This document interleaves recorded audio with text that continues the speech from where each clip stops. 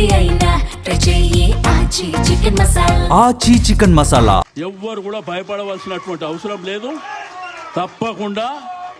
తప్పకుండా ఈ ప్రభుత్వం మెడలు వంచి ప్రభుత్వం చెప్పినటువంటి అనేకమైనటువంటి సంక్షేమ కార్యక్రమాలు మీరు ఇచ్చే వరకు మిమ్మల్ని వదిలిపెట్టే సమస్యనే లేదు. ఎందుకంటే పార్టీ ఏమన్నా ఆషామాషి పార్టీ? ఈ రాష్ట్రాన్ని తెచ్చినటువంటి పార్టీ ఈ గులాబీ జెండా ఆషామాషి పార్టీ కాదు. కాబట్టి ఈ తెలంగాణ భూభాగం మీద ఎవ్వడెన్ని నకరాలు చేసినా కానీ వదిలిపెట్టే సమస్యనే లేదు. ఎట్టి పరిస్థితుల్లో వదిలిపెట్టాం. ఏంది దోపిడీ రాష్ట్రంలో? ఎవరికి దోచింది ఆడే దోసుకుంటుండు, ఎవడు ఇష్టం ఉన్నది వాడే చేసుకుంటుండు, ఏది పడితే అది. ఈ రోజు ఏంటంటే హైదరాబాద్ పరిస్థితి, కేసీఆర్ గారి పరిపాలన ఎంత అద్భుతమైనటువంటి పరిపాలన అందించిండు. ఆ రోజు ప్రజలు ఎంత సంతోషంగా ఉన్నారు.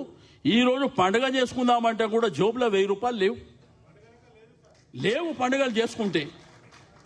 ఆ రోజు సంబంధ వర్గాలు సంతోషంగా ఉండాలని ఒక మాంకాళి జాతర చేసుకుంటే మీరు చందాలు వసూలు చేయొద్దు, ప్రభుత్వమే ఇస్తుందని పెద్ద మనసుతో కేసీఆర్ గారు ఇచ్చారు.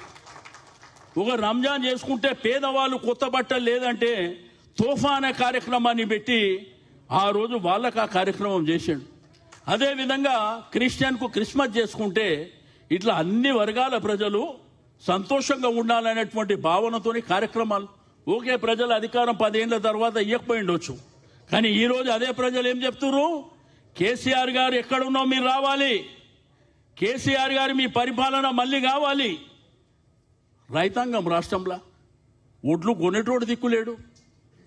ఆ రోజు కేసీఆర్ గారు యూరియా 6 నెలల ముందే స్టాక్ చేసి పెడుతుండే.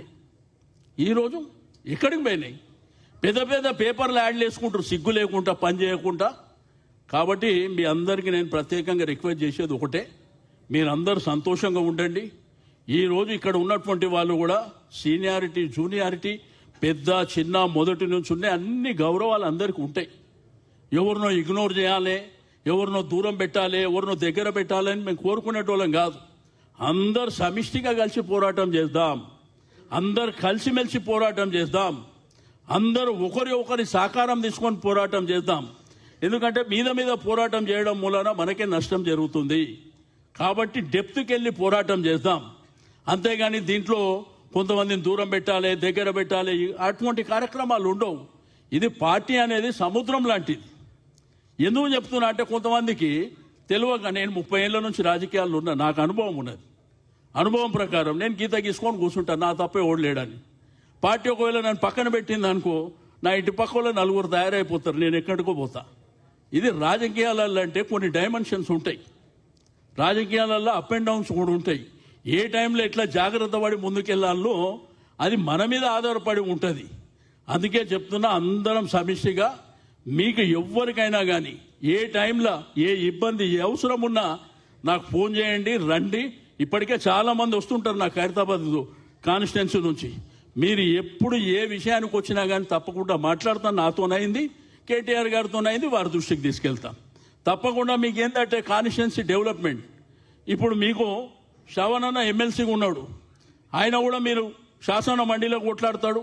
మీకు ఎక్కడన్నా కమిషనరేటో లేకపోతే ఇక్కడ మున్సిపల్లో వారు కూడా రమ్మంటే రావడానికి సిద్ధంగా ఉంటారు. అందరం కలిసి పోరాటం చేసి, నేను మాత్రం మీకు క్లియర్గా చెప్తుంది, ఖైరతాబాద్ ఎట్టి పరిస్థితుల్లో ఈసారి వదిలిపెట్టే సమస్యనే లేదు. మీరు దేనికైతే దానికి మీరు ముందుకెళ్ళండి, మేమందరం మీ వెనుక ఉంటాం. గులాబీ జెండా ఎగిరేసే వరకు మాత్రం వదిలిపెట్టే సమస్యనే లేదని చెప్పి తెలియజేస్తూ సెలవు తీసుకుని జై తెలంగాణ.